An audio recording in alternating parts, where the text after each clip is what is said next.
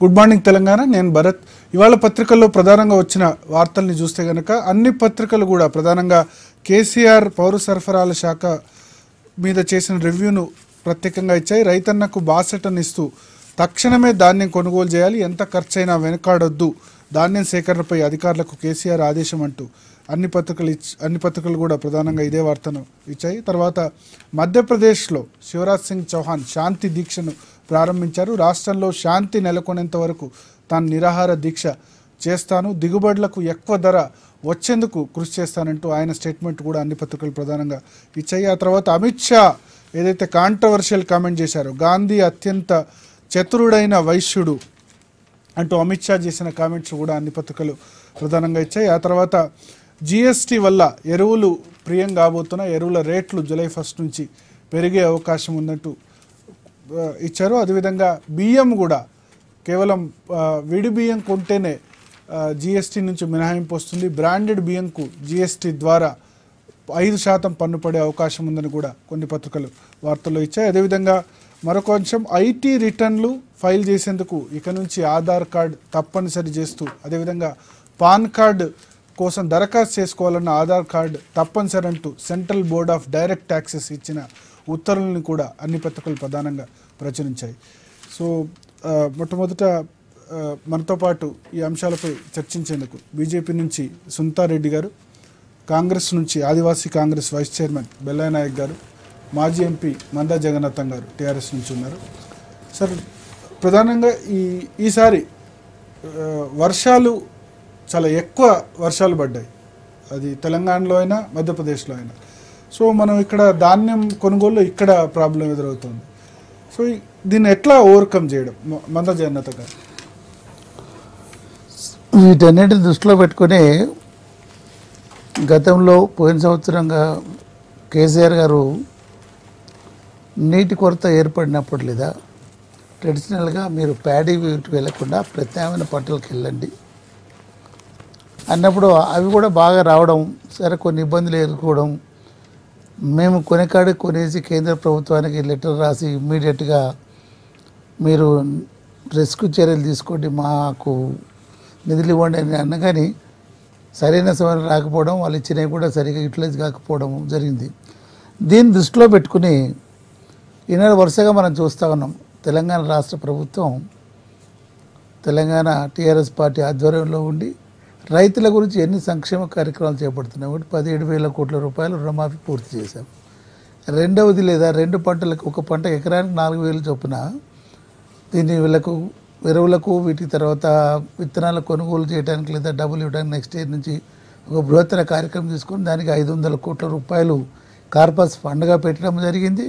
ఆ తర్వాత లేదా రైతు సంఘాలను ఏర్పాటు చేయడం. గతంలో ఈ యొక్క యూనిటీ లేకుండా ఏదంటే ఎట్లా అంటే ఇప్పుడు పంటలు పొలాల్లో నెక్స్ట్ ఇయర్ సార్, ఈ ఇయర్ ఏం చేయబోతున్నారు? అందుకని నేను అక్కడికే వస్తున్నాను. దాంట్లో భాగంగానే నిన్న స్పష్టంగా చెప్పడం జరిగింది, మనం రాష్ట్ర ప్రభుత్వంగా లేదా ఈనాడు ఎఫ్సిఐ ఉంటుందా ఇతరులు కొంటారు అనేదానిగా వేచి చూడకుండా ఎంత డబ్బు అయినా కానీ ఇబ్బంది లేదు, రైతుల మీద పెడదాం కాబట్టి పంటను వంట వచ్చినట్టు ఎంత పంట వస్తే అంత కొనేసేయండి, డబ్బులు కూడా ఇమ్మీడియట్గా పే చేయండి.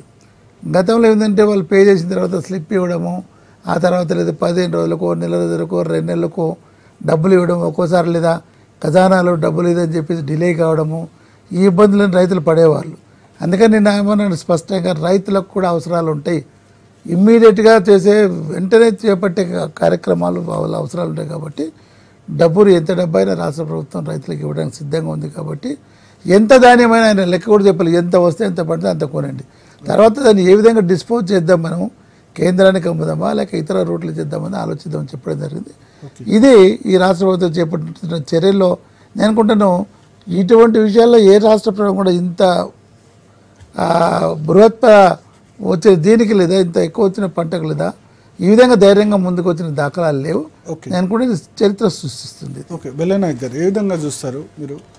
దాదాపు దేశంలో ఎక్కడెక్కడైతే వర్షపాతం ఎక్కడ అయిందో అన్ని చోట్ల కూడా అదే పరిస్థితి. మన దగ్గర ఎస్పెషల్లీ కందులు, మిర్చి, తర్వాత ఈ పంట గురించి వచ్చింది. మధ్యప్రదేశ్లో అటువంటి సిచ్యువేషన్ అంటే కేంద్ర రాష్ట్ర ప్రభుత్వాల పూర్తి వైఫల్యం ఇది.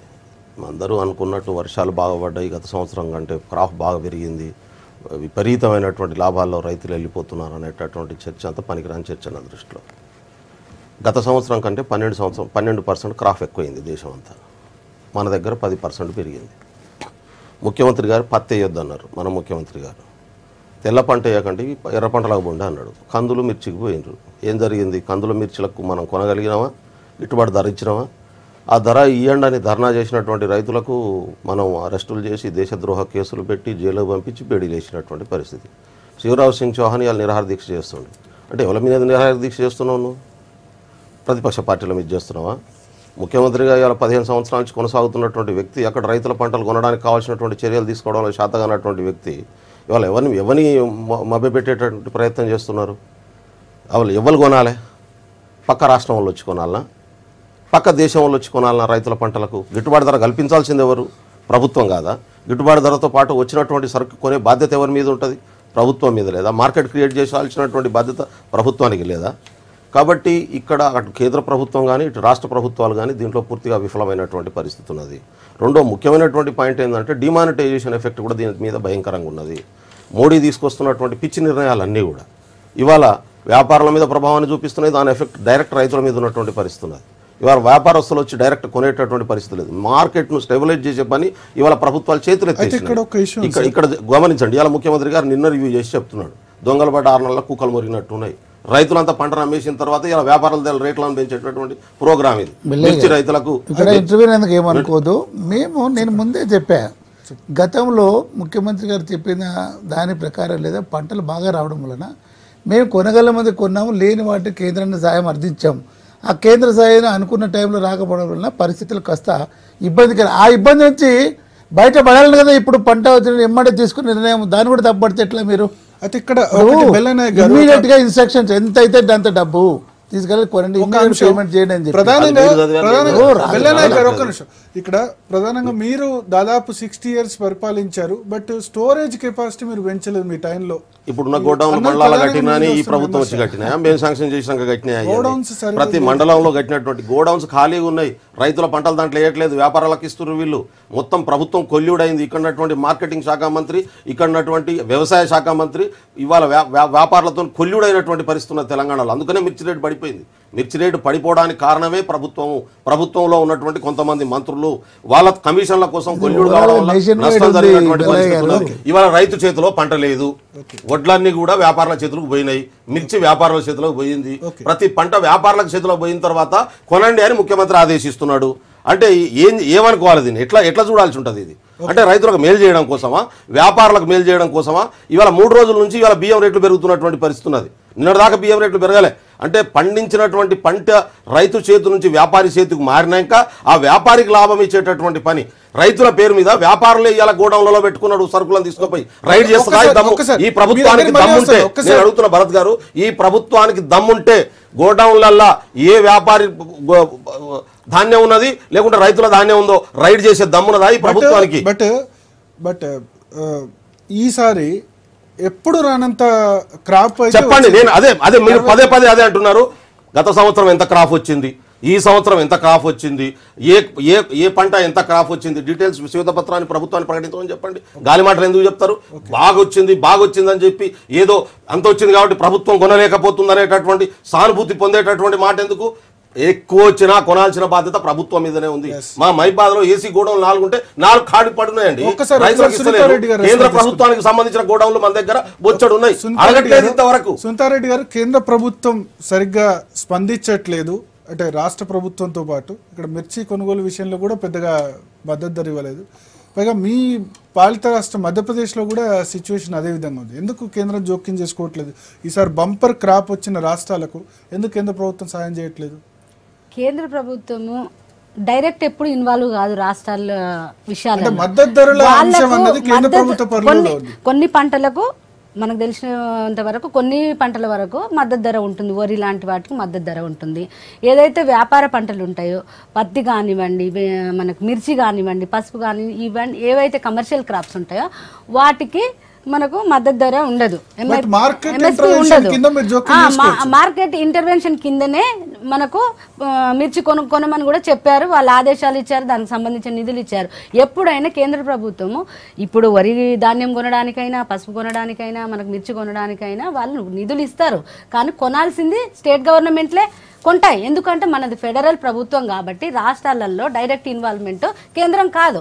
ఎందుకంటే మళ్ళీ మాకు అన్ని వీళ్ళే చొరబడతా ఉన్నారు, రాష్ట్రాలలో అన్నిట్లలో వీళ్ళే ఇన్వాల్వ్ అవుతున్నారని మళ్ళీ ఇక్కడ గగ్గోలు పెట్టడం జరుగుతుంది. కాబట్టి మనకి ఇక్కడ కొన్ని టర్మ్స్ అండ్ కండిషన్స్ ఉంటాయి కేంద్రానికి రాష్ట్రానికి మధ్యలో.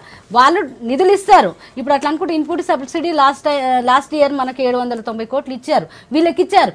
వీళ్ళు ఇప్పటి వరకు అవి ఇచ్చిన పరిస్థితే లేదు. అవి ఎక్కడ వాడిందో కూడా తెలియదు. కానీ కేంద్ర ప్రభుత్వం రాష్ట్రానికి ఇవ్వడం జరుగుతా ఉంది. ఇప్పుడు గోదాముల కోసం 480 కోట్ల రూపాయలు గోదాముల కోసం ఇచ్చారు. డైరెక్ట్ కేంద్ర ప్రభుత్వం కట్టట్లేదు, రాష్ట్రానికి ఇస్తే రాష్ట్రం కట్టించుకోవాలి. వాళ్ళకు అనుకూలంగా వాళ్ళకున్న రిక్వైర్మెంట్ ప్రకారం వాళ్ళు ఎంత ఫాస్ట్ కట్టుకోవాలంటే అంత అవసరాన్ని తగ్గట్టు వాళ్ళు కట్టుకోవాలి. అడిషనల్ నిధుల కోసం మళ్ళీ అడగాలి కేంద్ర ప్రభుత్వాన్ని. ఇచ్చిన దాన్ని మనం ఎట్లా యూటిలైజ్ చేస్తున్నాం, మళ్ళీ ఏ దానికి మనం అడగాలి, ఎంత అడగాలి అనేది మనకు ఒక ప్రణాళిక ఉండాలి, ముందుకెళ్ళాలి. తప్పకుండా కేంద్ర ప్రభుత్వం దగ్గర కూడా తీసుకోవాలి, వాళ్ళు కూడా సహాయం చేయాల్సి ఉంటుంది. ఇక మీరు మధ్యప్రదేశ్ విషయానికి వస్తే అక్కడ ఏదైతే మొన్న రైతులు దీక్ష చేస్తున్నారో దానికి సంఘ వ్యతిరేక శక్తులు ఏదో వెనక ఉండి నడిపించాయి అనేది ఒక ఇది ఉంది. మనం కూడా పేపర్లలో చూసాం, మీడియాలో చూసాం, అన్ని చూసాము. అక్కడ రైతులని మిస్గైడ్ చేసేసి వాళ్ళని పక్కదారి పట్టిస్తున్నారు అని చెప్పేసి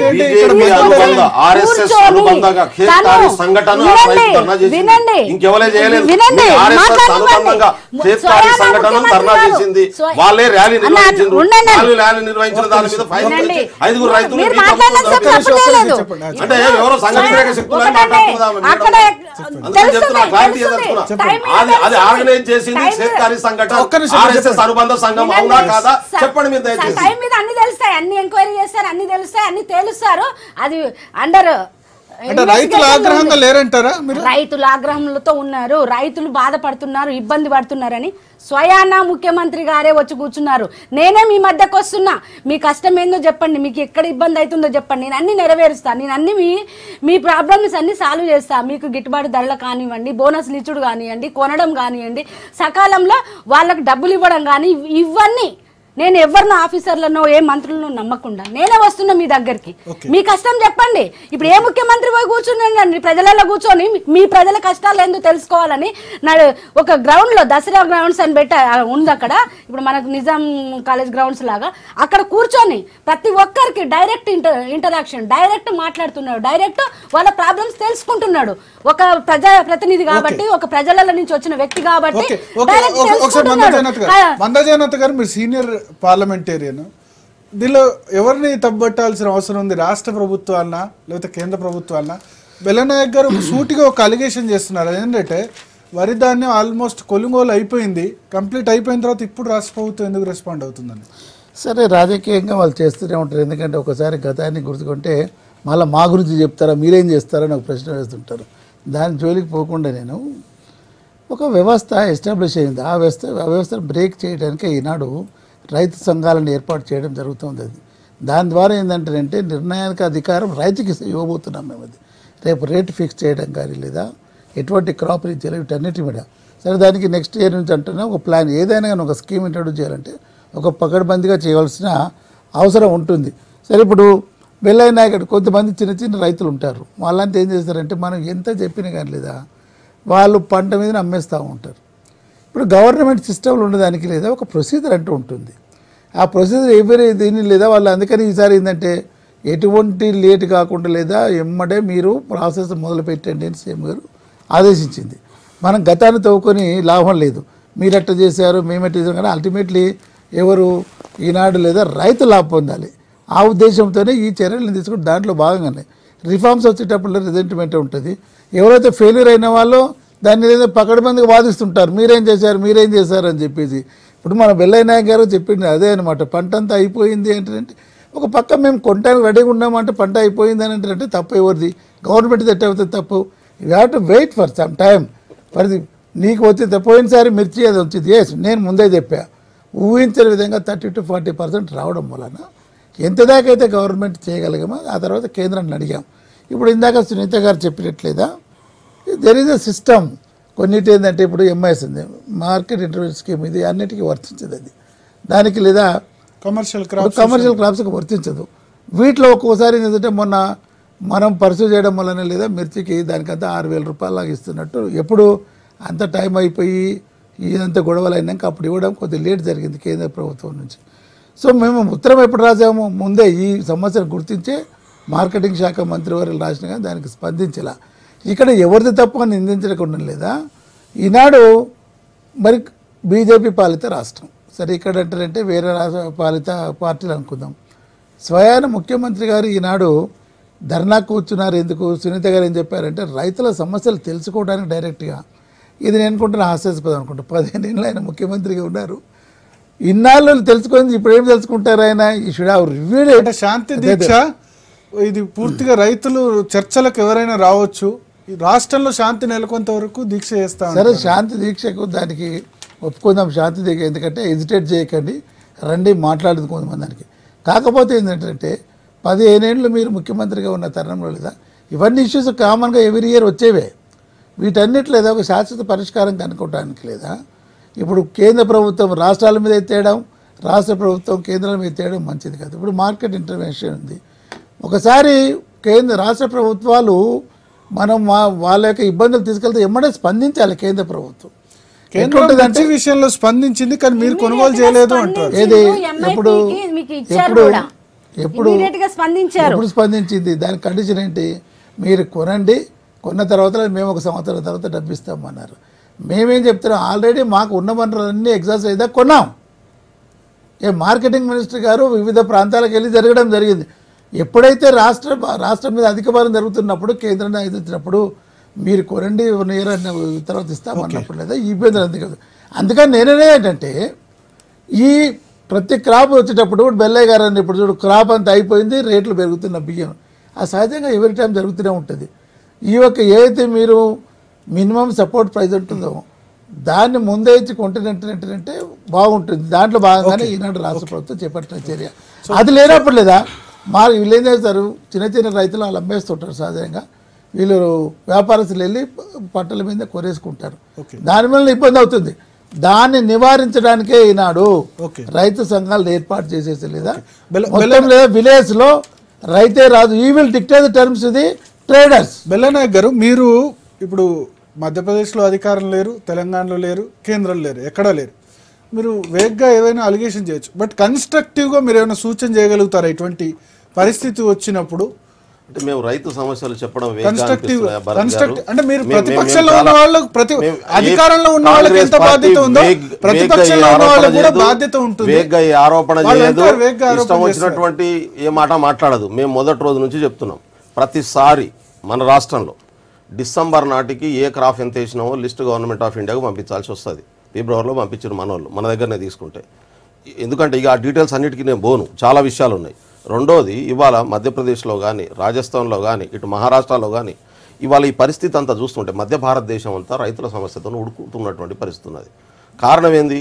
మేడం చెప్పినట్టు స్థానిక గవర్నమెంటు వాళ్ళకు ఏ పంట పండిస్తున్నారో ఉల్లిగడ్డలకు మధ్యప్రదేశ్ ప్రభుత్వం ఇవాళ 8 రూపాయలు రేటు ఫిక్స్ చేసింది. ఆ 8 రూపాయలు కొనమంటున్నారు రైతులు, కొనడానికి నీకేం ఇబ్బంది? కొనకపోతే రోడ్డు మీద పడేసిపోతున్నటువంటి పరిస్థితి. కర్ణాటక ప్రభుత్వం సేమ్, మహారాష్ట్ర ప్రభుత్వం సేమ్ పరిస్థితి, పక్కనే పోతే రాజస్థాన్లో సేమ్ పరిస్థితి. అదే పరిస్థితి పంజాబ్లో ఉంటే వెంటనే ముఖ్యమంత్రి గారు ఒక చర్య తీసుకొని ఒక కమిటీ చేసి ఇమ్మీడియట్గా దాని మీద చర్య తీసుకోవడం వల్ల రైతుల ఆందోళన ఆగింది. ఇవాళ మన మధ్యప్రదేశ్ ముఖ్యమంత్రి డ్రామా చేస్తున్నాడు. డ్రామా అవసరం ఏముంది? నువ్వు డైరెక్ట్గా నీకు తెలిసినటువంటి విషయమే, రైతులకు ఇంత ఇస్తున్నాం, ఇంత కొనండి. ఇవాళ కేసీఆర్ గారు ఏ పద్ధతుల్లో అయితే ఇమ్మీడియట్గా ఎంత డబ్బైనా పర్లేదు కొనండి అనేటటువంటి ధైర్యం ఏదైతే రైతులకు ఇచ్చినావు అది నువ్వు ఎందుకు ఇవ్వలేకపోతున్నావు? భరత్ గారు కంప్లీట్ చేయండి. ఎందుకు ఆ ధైర్యం ఇవ్వలేకపోతున్నావు? రాజకీయ పరమైన ఆరోపణలతో తప్పించుకునే ప్రయత్నం ఎందుకు చేస్తున్నావు నువ్వు? ఇవాళ నిన్న మంత్రి డిక్లేర్ చేసిండు ఆయనే, మేము పంట రుణమాఫీ చెయ్యము అని.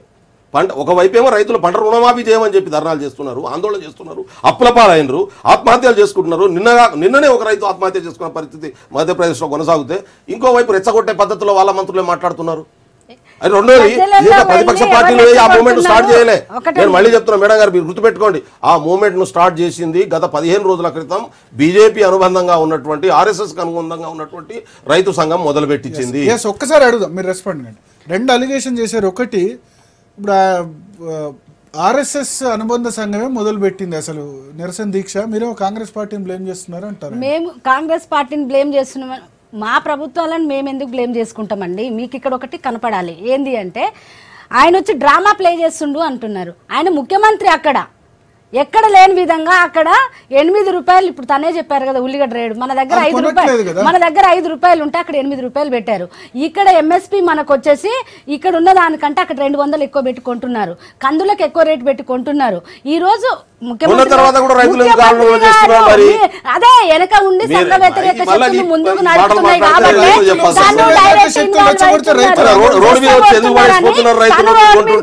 ఈ రోజు వచ్చేసి నేను వచ్చేసి ఈ రోజు వడ్డీ రుణమాఫీ చేస్తాను, మీకు వచ్చిన ధాన్యం అంతా నేను కొంటాను, ఇవన్నీ చెప్తున్నారు. తను ఇక్కడ ఉన్న దానికంటే రేట్ అక్కడ ఎక్కువ ఉంది, అక్కడ బోనస్ ఇవ్వడం జరుగుతూ ఉంది, అన్ని ఇవ్వడం జరుగుతూ ఉంది. ఎందుకంటే తను ఒక ఎక్స్పీరియన్స్డ్ సీఎం గా, ఒక 10 ఏళ్ల నుంచి సీఎం గా ఉన్నారు. జరుగుతుంది అదే కదా కుట్ర ఏంటి అనేది ఇప్పుడు దొరికిన తర్వాత వాస్తవం అని చెప్పి ఇన్ని అబద్ధాలు చెప్తారు. ఒకవైపు ఏమో గాంధీని అవమానం చేస్తారు, రెండో వైపు ఆయన గాంధీని అవమానం చేసింది మీరు. జాతి పితను అవమానం చేస్తాడు మీ పార్టీ అధ్యక్షుడు అమిత్ షా. ఆయన లెక్క బ్రోకర్ అనుకుంటే అట్లా గాంధీని కూడా ఆయన లెక్క గాంధీని అవమానం చేసే పద్ధతిలో మాట్లాడి, రెండో వైపు ఏమో మీరు ఆయన చేసిన దీక్షను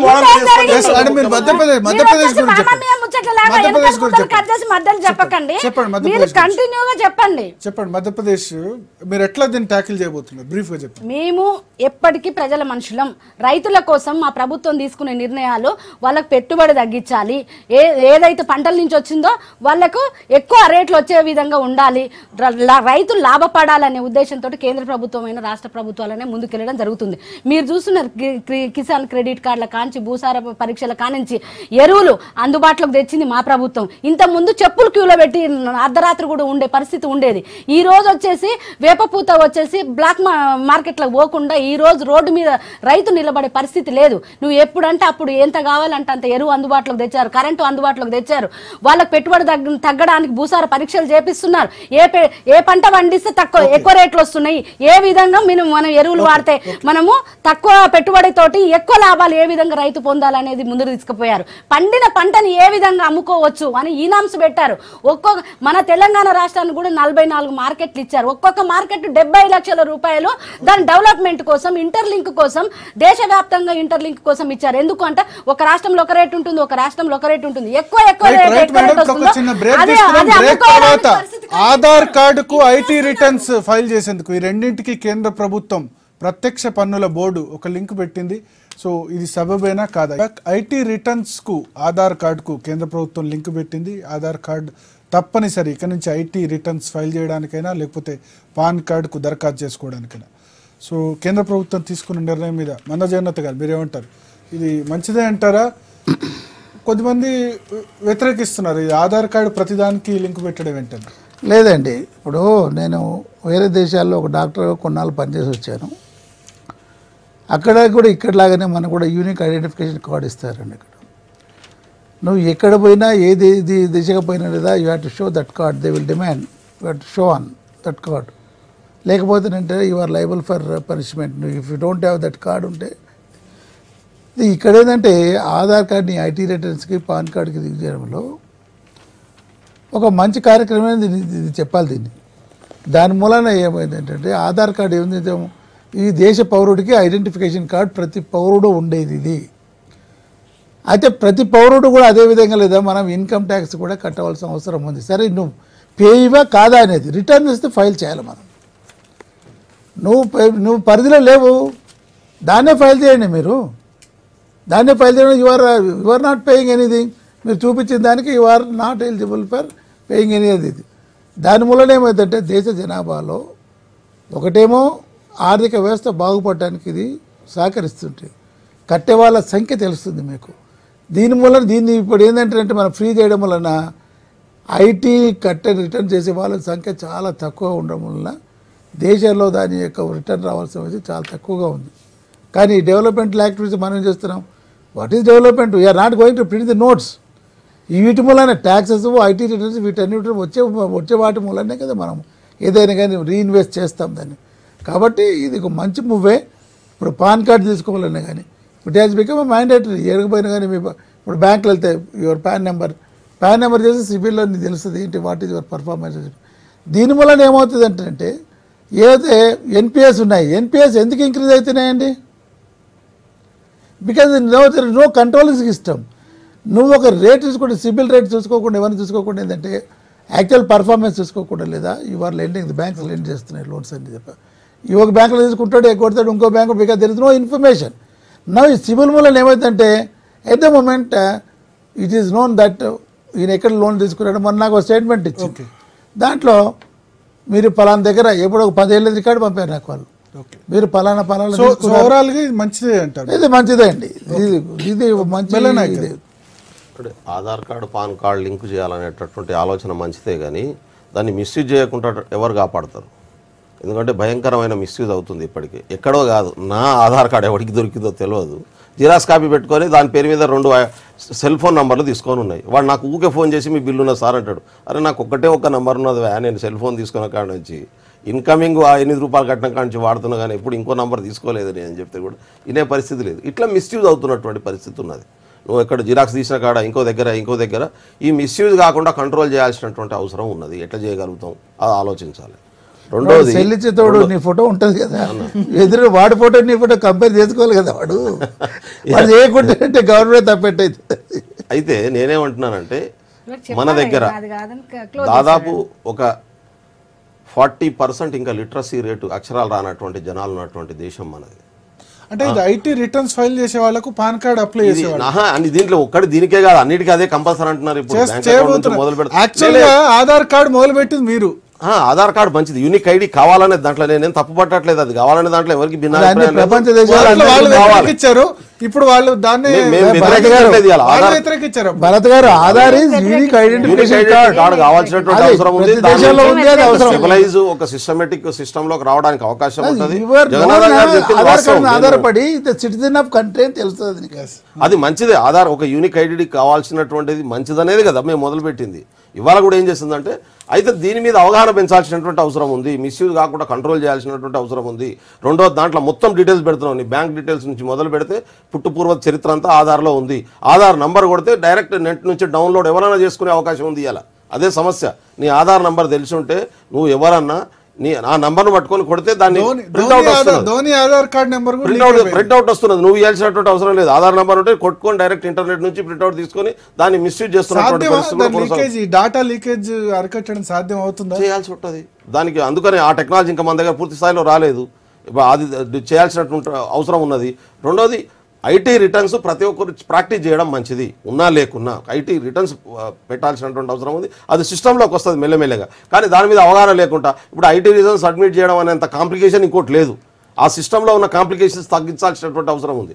ఇప్పుడు జిఎస్టీ వచ్చింది, కొంత మేలు అవుతుంది, కానీ జిఎస్టీని మళ్ళీ సెంట్రలైజ్ చేసేసిన తర్వాత కూడా మళ్ళీ జనాలకు ఇబ్బంది పెట్టేటటువంటి పద్ధతుల్లో దాన్ని ప్రతి దాని మీద ఆహార పదార్థాల మీద కూడా 5% ట్యాక్స్ వేసేటువంటి పద్ధతి. ఈవెన్ వాళ్ళు ఇద్దరు కూడా వెల్కమ్ చేస్తున్నారు. బట్ ఈ డాటా లీకేజ్ను ఎట్లా అరికట్టగలుగుతారు? ఇప్పటికే దాదాపు 5 కోట్ల మంది ఆధార్ కార్డు డాటా లీకేజ్ అయిందని వార్తలు వస్తున్నాయి. ప్రతి దానికి ఇప్పుడు మనకు ఏదైతే గుడ్ అండ్ బ్యాడ్ రెండు ఉంటాయి. ప్రతి వస్తువుకు మనం వినియోగించుకునే దాన్ని బట్టి ఉంటుంది. ఇప్పుడు లీక్ అయిందని ఒక మనం రూమర్గా తీసుకుంటున్నాం, కానీ గవర్నమెంట్ ఎప్పుడు సెక్యూరిటీగా ఉంటుంది. గవర్నమెంట్ ఆ విషయం చూసుకుంటుంది. వినండి, ఆయన పోగొట్టుకున్నానని చెప్తున్నాడు కాబట్టి ఎవరికో దొరికింది.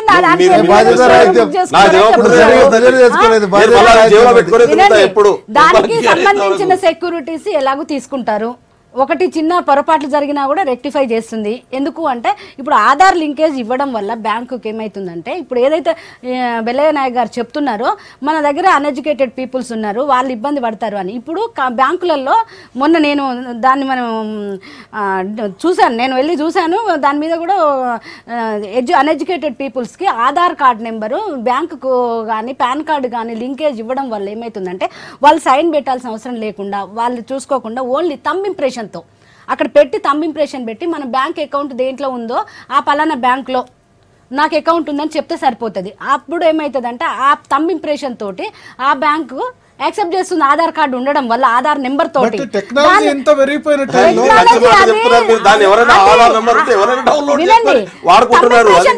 బ్యాంకులలో థంబ్ ఇంప్రెషన్ పెట్టినప్పుడు మాత్రమే, ఆ థంబ్ ఇంప్రెషన్ అది యాక్సెప్ట్ చేసినప్పుడు మాత్రమే తను డబ్బులు తీసుకునే అవకాశం ఉంది.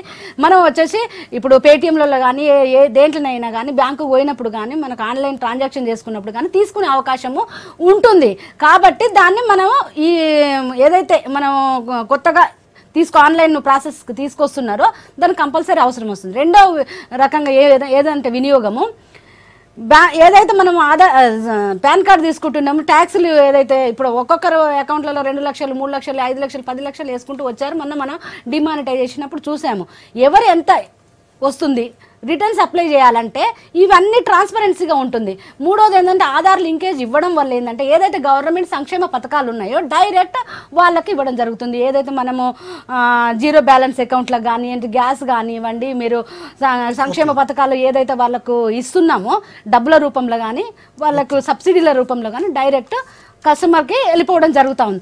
ఇవన్నిటిని దృష్టిలో పెట్టుకొని ఎక్కడైతే మిస్యూజ్ కాకుండా, మనకు రాజీవ్ గాంధీ గారు ఉన్నప్పుడే చెప్పారు 100 రూపాయల సంక్షేమ పథకాలు మనం ఇస్తే 10 రూపాయలు కూడా మనకు కింది స్థాయికి వెళ్ళే పరిస్థితి లేదుగా అని ఆ రోజున చెప్పిన పరిస్థితే ఉంది. కాబట్టి ఇప్పుడు ఉన్న మన ప్రభుత్వం, కేంద్ర ప్రభుత్వం, మోడీ గారి ప్రభుత్వం ఏమైందంటే ఏ పథకం ఏ సంక్షేమ పథకం తీసుకున్నా కింది స్థాయికి సక్రమంగా వెళ్ళాలంటే దాని ప్రాసెస్ అంతా కరెక్ట్గా ఉండాలి, ఆధార్ లింకేజ్ ఉండాలి, పాన్ కార్డు ఉండాలి, ఇవన్నీ ఉంటేనే కరెక్ట్గా వాళ్ళకి వెళ్ళాలి అనేది మంచి ఉద్దేశంతో పెట్టారు. కాబట్టి వాళ్ళు వెల్కమ్ చేస్తున్నారు, ప్రజలంతా వెల్కమ్ చేస్తున్నారు, ఖచ్చితంగా చేస్తారు. ఒకసారి సుప్రీంకోర్టు ఒక కామెంట్ చేసింది, too many procedures will complicate the issue, ultimately will land in problem అని చెప్పేసి.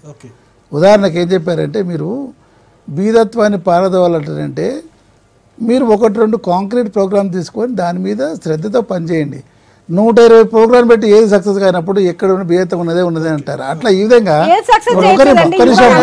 ఇప్పుడు ఉన్న వాటిలో ప్రతిదాని